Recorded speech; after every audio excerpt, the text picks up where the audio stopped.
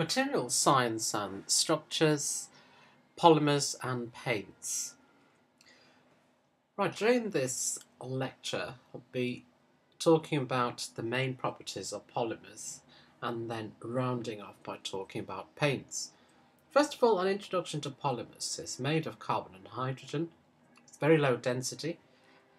It is not as strong, therefore it is generally not used in load-bearing applications. It degrades under UV radiation. It has low melting points. It's very important construction material. 20% is used in construction.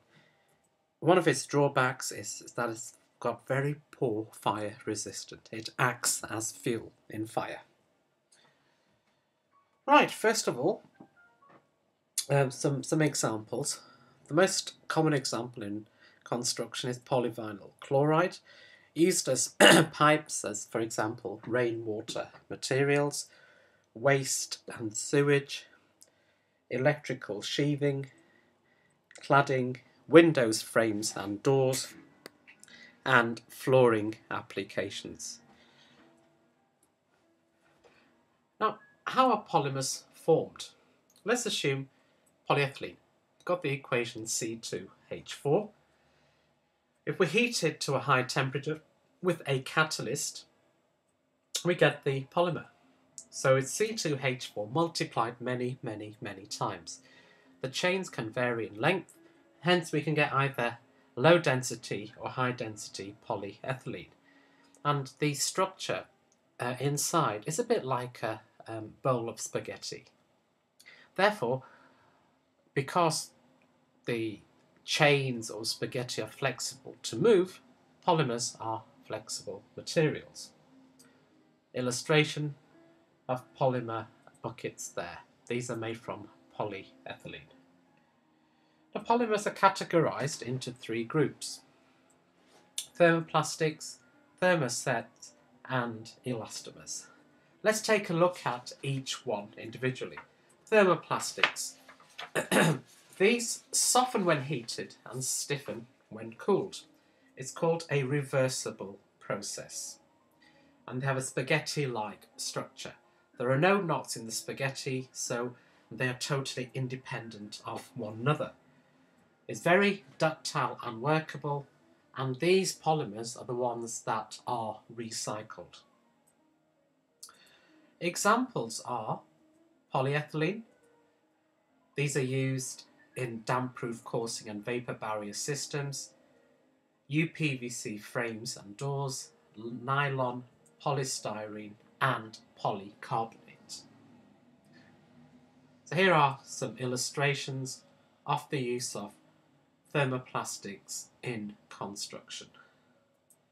So these are different parts of a house. Next we have thermosets. They do not soften when heated, and it's a non-reversible process. The structure is heavily cross-linked, which means that imagine spaghettis having knots in them.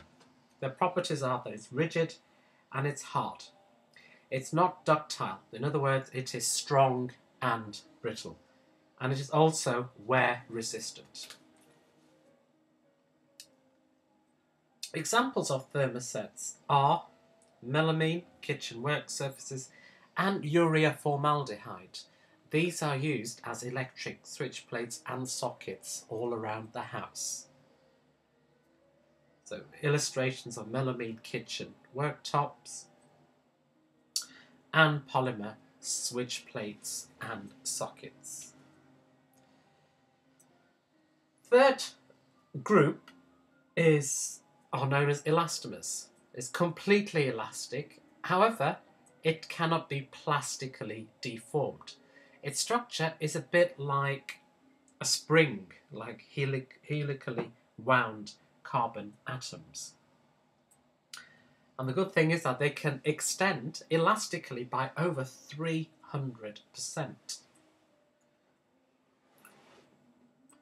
So what are the general properties of the three types of polymers? They have different structures: helical chains, cross-links, or spaghetti type chains. Thermosets are hard, wear resistant, stiff, and have no ductility. They are strong and brittle.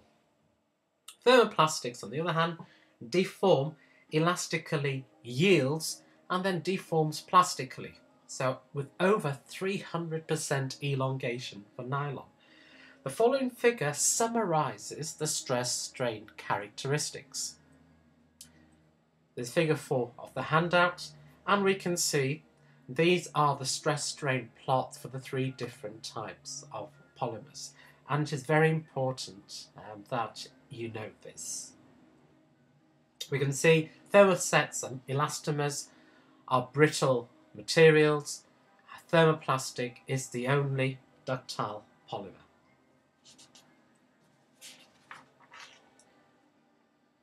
A bit more about the properties. Thermoplastics are very ductile.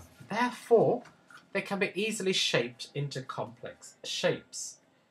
Example, window frames. They can be used as waste pipe systems, water systems, and polyethylene sheets. Illustrations here are patio doors and pipes. Thermosets are not ductile. They are brittle.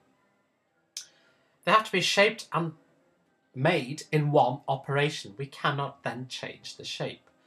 However, they are flexible if we do try to shape them. For example, as switch or socket plates, boxes, etc. for electrical compounds or products. They're also used for kitchen surfaces. Elastomers can be moulded into ceiling rings, O-rings, etc. They're almost exclusively used as car tyres. However, they are also used in plumbing joints, etc. Now here, this table shows each polymer type in building construction. Okay, so we have the polymer type, examples of polymers for each classification, and its application in construction.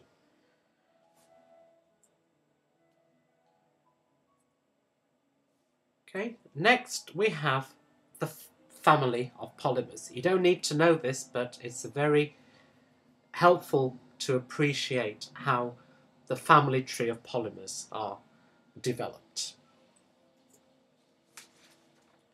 Next, how are polymers shaped? There are different methods used, and in general it involves throwing the pellets into the feeder. It is then heated under pressure. It then becomes a liquid. It's squeezed through a die into the mould, and then it is left to cool down. It's a very simple process. Okay, so for thermosets, again, they must be shaped and polymerized in one operation. They're compression molded. The mode of, or the principle of manufacture is exactly the same for all 3 different types of polymers. So the pellets are fed into the mold, it's heated under pressure and under heat as well, and then it is squeezed through a die. Now let's look at degradation of polymers. Polymers have excellent corrosion resistance against, for example, liquid and air, but they're susceptible to degradation to UV sunlight. So what happens? It loses its strength. Now the carbon bonds are broken. It's kind of cut apart as if scissors were used. And this is an illustration of scission. It's like getting a pair of scissors and cutting the bonds apart. This way, the polymer becomes very weak. We do not want this to happen. Therefore, polymers need to be protected against UV radiation. Without this, it degrades within 3 to 6 months. It's protected by adding protective materials. The powders used are carbon black for dark polymers and titanium dioxide for light coloured polymers. Okay, so these materials colour and protect the polymers. Illustrations are, we have an Apple MacBook at the top. This uses titanium dioxide, and carbon black for this Dell PC. Through colouring, this leads us to paint, which is the final part of the lecture. Now, paint serves the 4 different purposes, and they are composed of binder, base, pigments, and dryers.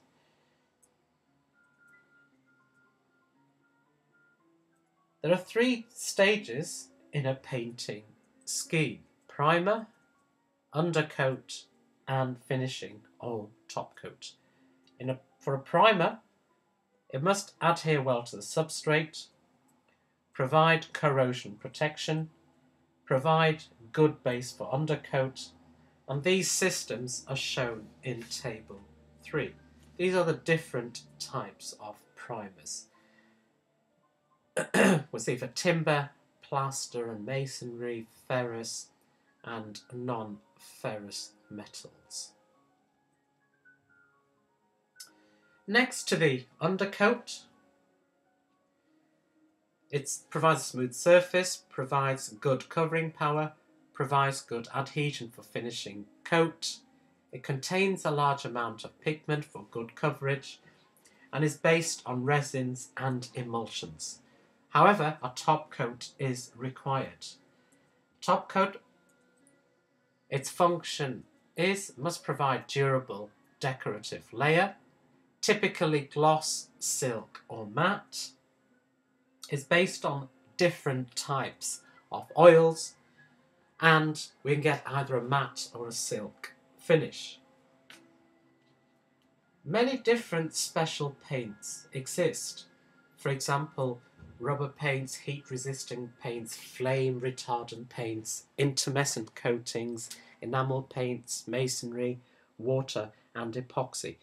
The most important one here is intumescent coatings, which are used to protect, for example, steel structure in the event of fire. Now, are there drying, hardening mechanisms? Evaporation of the fluid, polymerization, and coalescence of the particles. Now, what are the paint failures and defects? Lack of surface preparation, inappropriate and unskilled use of paints, and too much paint applied in one coat. Okay, so on that note, I conclude the podcast. And just to reiterate, there will be a phase test on all the topics covered in this lecture. Okay, thank you for listening.